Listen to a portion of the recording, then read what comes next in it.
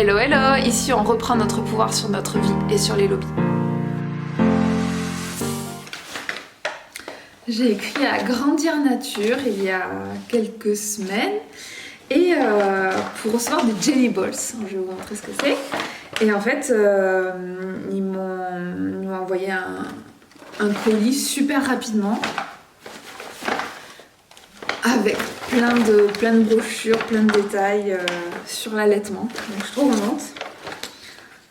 Hop, les fameuses. Je suis trop heureuse. Demain c'est mon anniversaire, c'est comme si c'était mon anniversaire aujourd'hui. Alors qu'est-ce que c'est? En fait c'est pour aider les mamans et futures mamans à prendre conscience de la taille de l'estomac de bébé, du futur bébé. En fait, donc ça c'est... Voilà, ça représente la taille de l'estomac de bébé le premier jour de vie. Ça représente 5 à 7 millilitres. Celui-là, le troisième jour, on est sur 22-27 millilitres. Et celui-là, c'est à partir du 5e jour, 43 à 57 millilitres. C'est tout petit, c'est rikiki. Et ça permet de comprendre pourquoi il ne faut pas être espacé les tétés. Pourquoi l'allaitement, c'est à la demande et pas autrement. Pourquoi bébé va téter toutes les 30 minutes peut-être. Parce que le lait maternel se digère en 20 minutes. Donc voilà. Et puis il n'y a pas que des tétées nourrissantes ou hydratantes. Il y a aussi des tétées de réconfort, de sécurité, tout un tas d'autres tétées pour le système immunitaire. Mon fils, quand il est malade, il tète 3 fois plus.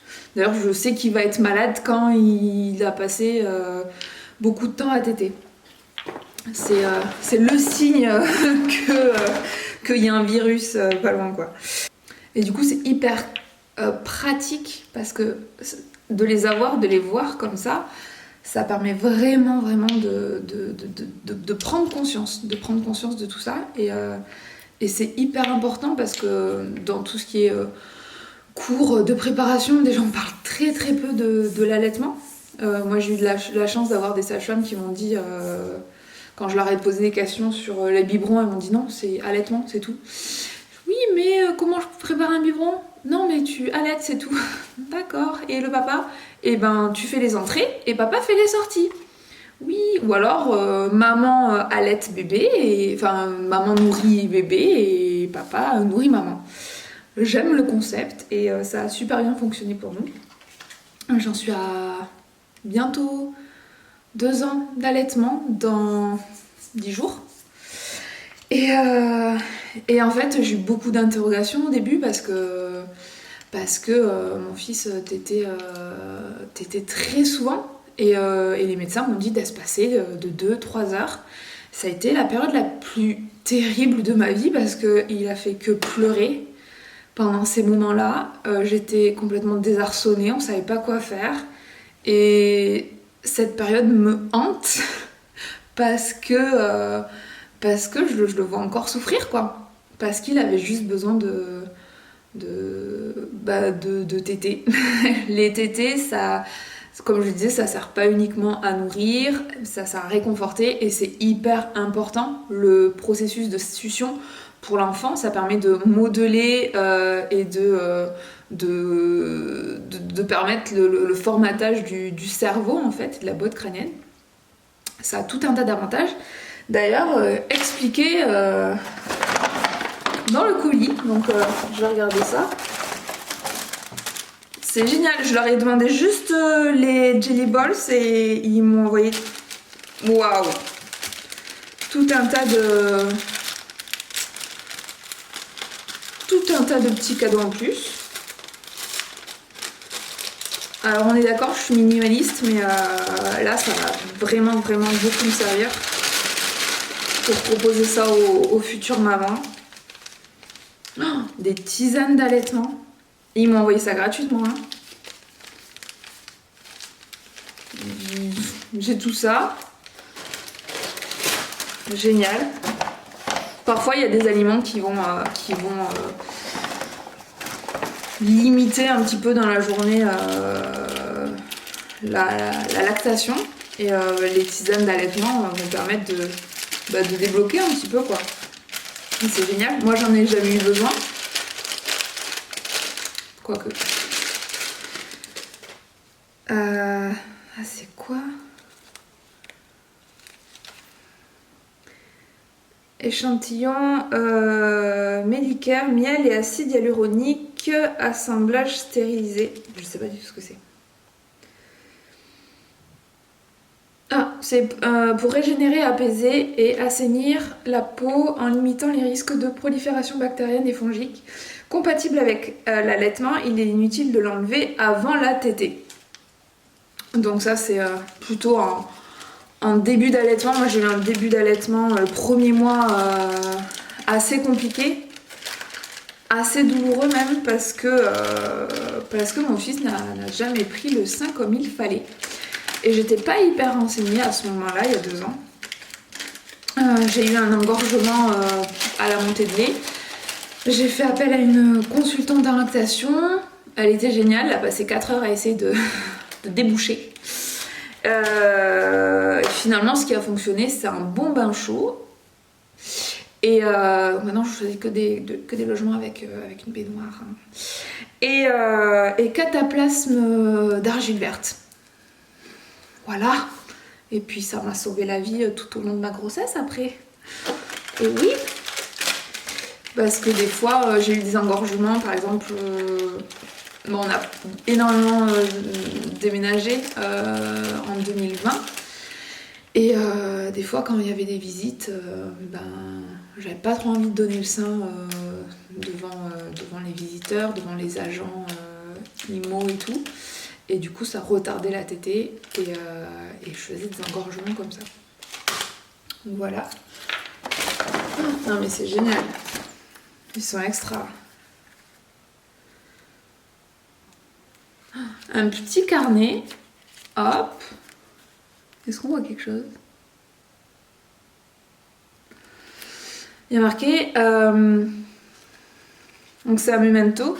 Le lait maternel se conserve suivant les recommandations officielles de l'AFSA. 4 heures à température ambiante, 4 à 8 heures dans une glacière, 48 heures à 8 jours selon l'HAS au réfrigérateur et 4 mois au congélateur. Ne pas recongeler après décongélation. C'est génial. Hop. Waouh! De la documentation. Grandir nature, aider les mamans, mon guide pour bébé. Alors, ça parle de grossesse, allaitement, les couches lavables, le portage. Cool. J'aurais carrément préféré avoir ça que la mallette qui nous donne à la maternité, là, comment ça s'appelle, la mallette rose ou le truc rose où moi j'avais une mini protection hygiénique. Je me suis jamais servi de ça. Mini. C'est une petite protège slip. Et un biberon. Et après c'était que de la pub. Donc c'était nul. Ça m'a servi à rien. Et moi j'avais été obligée de m'inscrire à la maternité, même pour l'accouchement à domicile. Au cas où il y a un transfert, quoi. Du coup, ça parle de brassière, bandeau de soutien, culotte de maternité. J'ai jamais utilisé ça. Là, ma sage-femme m'en a donné, donc je vais les utiliser. Tisane d'allaitement, coussin d'allaitement. J'ai jamais utilisé non plus de coussin d'allaitement. Ah, les coques en cire d'abeille, ça doit être sympa ça. J'avais acheté des coques en argent, moi. Pas génial. Pas génial. Bon, oui, il y a des choses... les doudous et tout, bon. Et puis, les couches lavables. Il n'y a pas ce que j'ai utilisé. Et après le portage. On a des écharpes de portage. Plutôt sympa. Donc j'en ai plusieurs. Je vais pouvoir les distribuer. Allaitement et reprise du travail. Avant la reprise du travail, il y a des petits conseils. Constituer un petit stock de votre lait, etc. Les conseils pratiques. Pareil. Hop.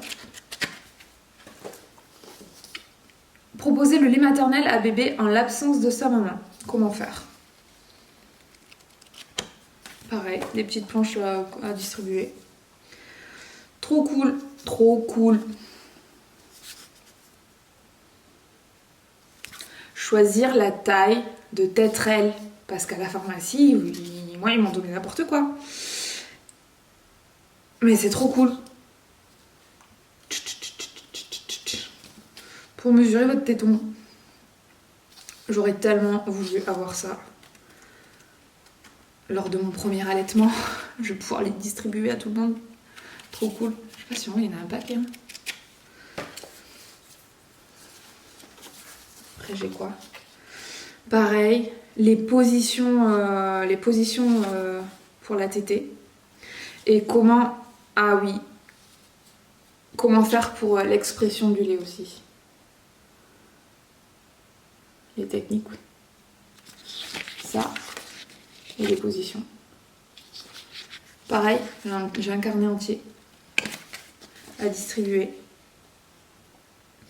Alors moi j'étais tout le temps comme ça. Et je suis tout le temps comme ça. Jamais ça.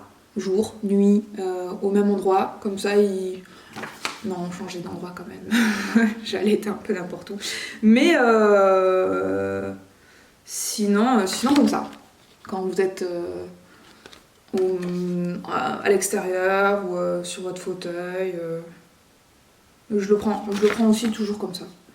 Mais sinon, au dodo ou quand c'est l'heure de la sieste, allongé. Ah, hyper intéressant. J'ai que les filles. Ah, trop bien. En fait, la courbe de croissance pour les bébés allaités, qui n'a rien à voir avec la courbe de croissance du carnet de santé en fait. Et personne ne le sait, et les médecins ne le savent pas non plus, que c'est pas la même courbe de croissance. Un bébé qui est nourri au lait de synthèse, lait de vache, et puis un lait produit par le sein humain. Parce que les veaux prennent beaucoup plus de poids qu'un bébé humain, et du coup les bébés allaités ont tendance à être plus svelte. Ouais, mais bon, moi il a toujours été au-dessus des courbes poids et taille, plus taille que poids, mais ça fait des beaux bébés, hein. Ça fait des beaux bébés. Je l'ai allaité exclusivement jusqu'à 6 mois, il était en pleine forme, il était dodu, il avait des cuisses, des bras, des joues, et tout ce qu'il fallait. Et donc là, il y a la courbe de croissance des garçons. Super.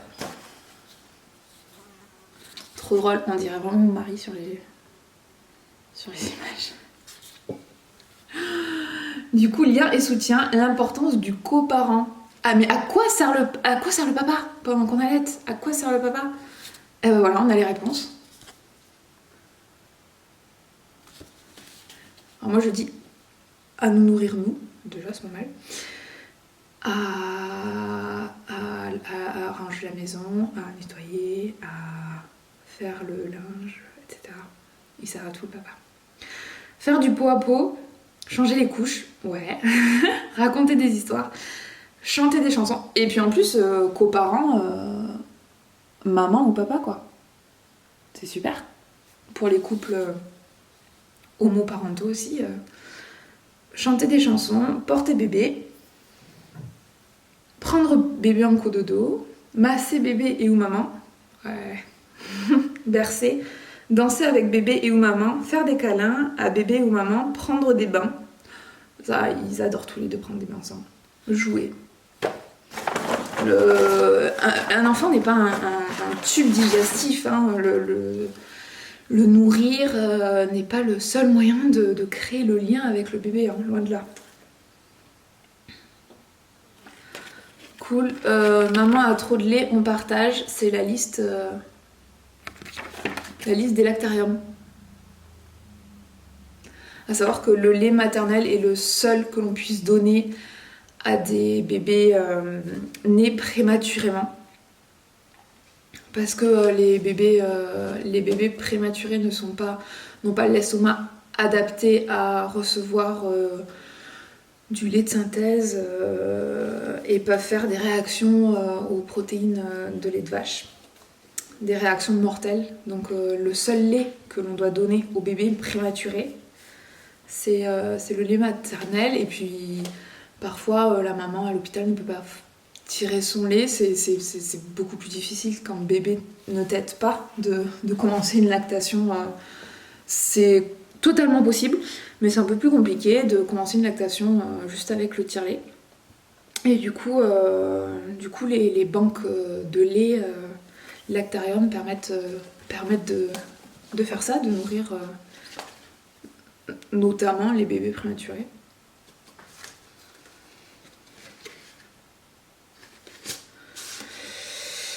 Et ben j'ai un DVD aussi. On va regarder ça. L'aventure de l'allaitement.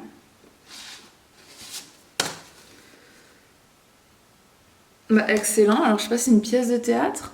Il y a des mises en scène apparemment. Super. Super, super. Des brochures pour de la location de tire-lait.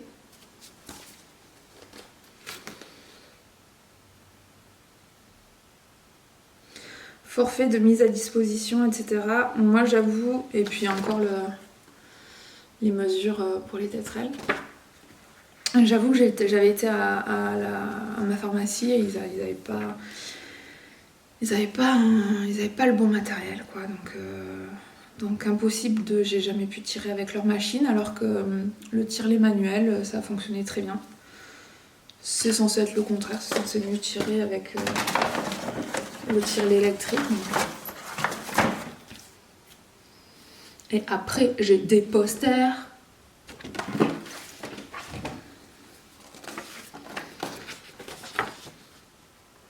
J'allaite, un atout pour mon avenir. Donc là, il est marqué système cardiovasculaire, diminution du risque de survenue de pathologies cardiovasculaires. Pour le système immunitaire, diminution du risque de survenue de la polyarthrite rhumatoïde. Pour le système reproducteur, au niveau de l'utérus, diminution du risque d'hémorragie du postpartum, perte de sang moins importante, involution utérine plus rapide. Pour l'appareil génital, diminution du risque de survenue d'endométriose. Pour les ovaires, diminution du risque de cancer. Contraception, l'aménorrhée lactationnelle permet un espacement naturel des naissances. Alors, normalement, en médecine, on voit que si on espace les tétés de plus de 6 heures, en réalité, c'est plutôt 4 heures,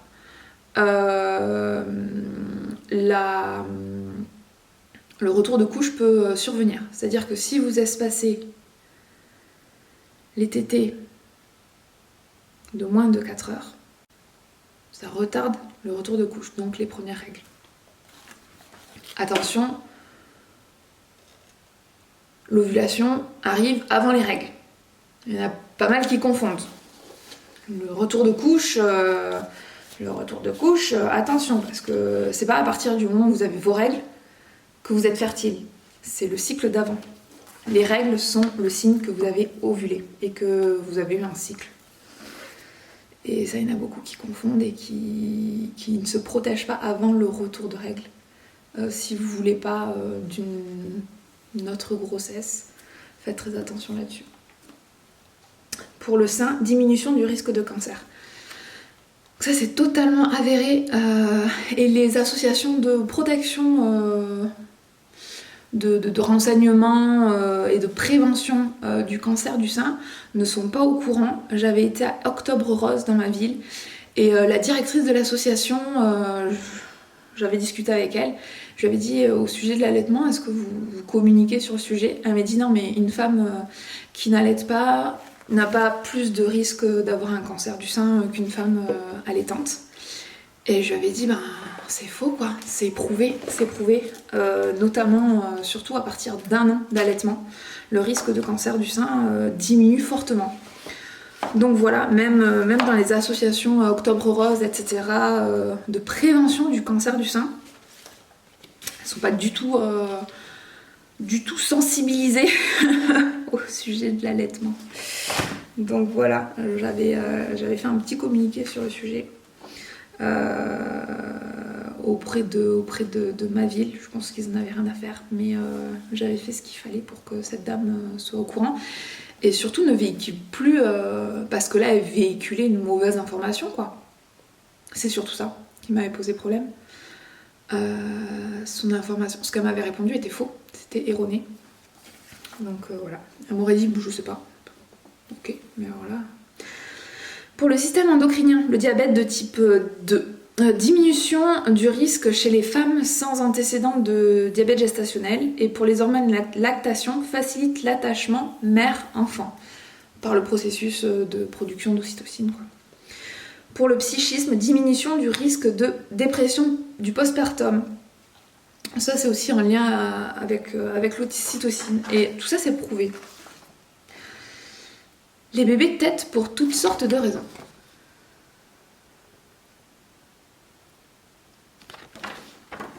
Ce que je disais tout à l'heure. Câlin, solitude, fatigue, peur, immunité, douleur, croissance, chaleur, faim, soif. Pour la chaleur, la chaleur et le froid d'ailleurs. Le sein s'adapte à la température. Si bébé a de la température, le lait va être plus frais, et si bébé a chaud, le sein s'adapte et va produire un lait plus frais. C'est prouvé aussi. Si on met sur un sein un bébé qui a de la température et sur l'autre un bébé qui a chaud, chaque sein s'adapte. Tout comme si vous allaitez des jumeaux, chaque sein s'adapte aux besoins spécifiques de l'enfant. De chaque enfant. Comment ça se passe? Par succion, le bébé va créer un espèce de vide dans le sein, et il va y avoir un partage. Sa salive, il y a un petit peu de sa salive qui va passer dans le sein, et ça fait un appel d'air quoi. Un appel d'air. La salive va passer par le téton, et le corps va analyser. Notre corps va analyser les besoins spécifiques de l'enfant par rapport à l'encodage, le message qui est transmis par la salive, et va répondre. Et là, on a des posters. Oh, trop beau, trop beau. L'anatomie du sein. C'est beau. Ah, moi qui suis fan d'anatomie, de physiologie, je trouve ça magnifique. Ah, mais elles sont sublimes, sublimes. Ah, donc il y a l'anatomie du sein et la biologie de l'ocytocine et de la prolactine. Excellent. L'ocytocine, cette hormone éjecte le lait. D'ailleurs, l'ocytocine, c'est l'hormone de l'éjection. Ça va être le cas pour le lait, pour le sperme, pour l'accouchement, pour la cyprine. C'est une hormone de l'éjection. Lorsque vous allaitez, l'ocytocine est libérée, vous vous sentez détendu, elle favorise l'attachement à votre enfant. Ça favorise aussi l'endormissement. Il a été prouvé qu'une maman allaitante dort plus qu'une maman non allaitante qui partage ses nuits avec le papa, donc qui partage les biberons avec le papa.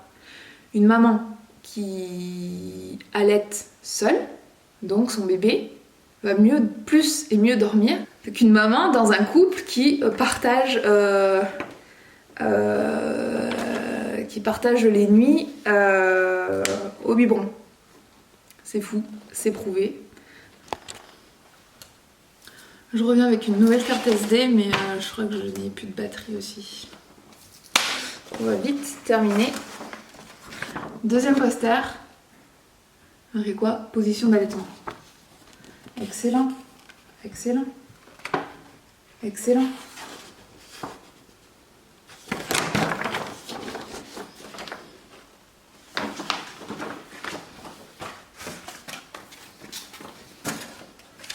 Et le dernier.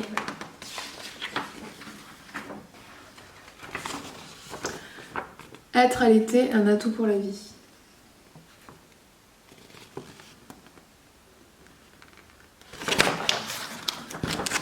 Je vous le lis avant qu'il n'y ait plus de batterie. Pour les oreilles, moins d'otite pour le système respiratoire, moins de risque de développer des infections respiratoires et pulmonaires. Pour la bouche, téter. Téter le sein permet de développer les muscles du visage, moins de besoin en orthodontie. Les subtils changements de goût du lait maternel préparent les enfants à la diversification alimentaire. Je rajouterai que au niveau des bébés qui tètent beaucoup la nuit, parfois certains professionnels de la santé ont tendance, et même en orthodontie, dentiste, etc., ont tendance à dire que ça peut créer des caries. Alors c'est absolument faux parce que le lait maternel est beaucoup plus facilement assimilé et digéré, et le sucre est totalement le sucre du lait maternel est totalement éliminé. Donc les enfants allaités ont très peu de caries, voire pas, contrairement au sucre des PCN. Pour la peau, moins d'eczéma et d'allergies. Ça me gratte, moi j'ai pas été allaitée. Pour les voies urinaires, moins d'affections. Donc ça c'est pour bébé, hein, c'est pas pour maman. Pour le système immunitaire, le lait maternel aide au développement du système immunitaire. Il réduit les risques de cancer chez l'enfant. Hyper intéressant. J'ai vu une étude sur le sujet dernièrement, et Arte a fait un documentaire aussi sur le sujet. Avant de voir ça, je ne savais pas que ça pouvait réduire le risque de cancer chez la maman, oui, mais chez le bébé, chez l'enfant, c'est juste dingue. Et d'ailleurs, ils sont en train de voir comment synthétiser vraiment certaines protéines du lait maternel pour pouvoir traiter certains cancers. Je trouve ça hallucinant. Pour le quotient intellectuel, le cholestérol et autres acides gras présents dans le lait maternel aident à la croissance du tissu nerveux. J'ai pas été allaitée, peut-être que c'est ça. Pour les yeux, l'acuité visuelle est plus élevée. Pour la gorge, moins de risque de développer des infections. Pour le système endocrinien, réduit le risque de diabète de type 1 et le risque d'obésité.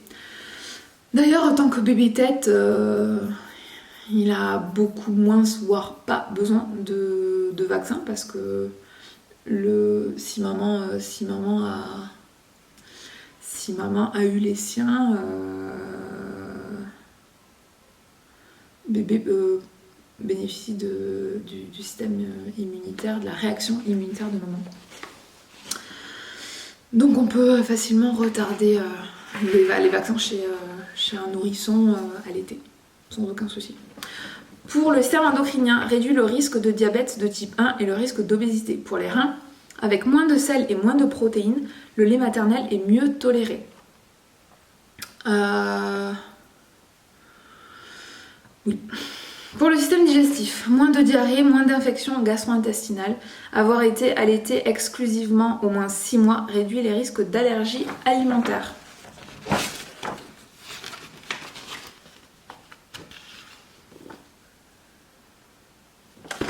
Bah voilà, super.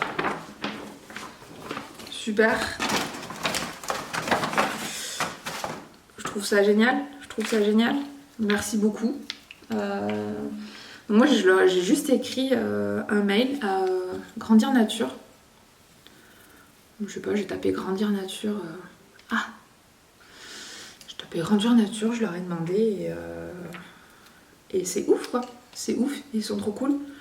Plus, ça c'était super cher sur internet, ils me les ont envoyés gratos. Merci beaucoup. Voilà, cool.